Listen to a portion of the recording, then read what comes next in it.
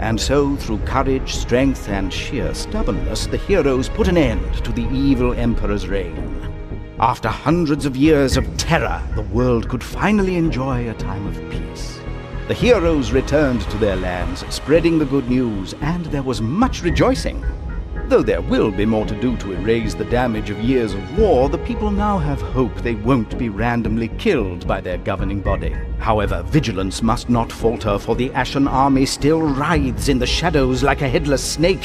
What dangers could it still pose to weakened Caviar? But enough doom and gloom. Now is the time for celebration. It's not every day that you save the world.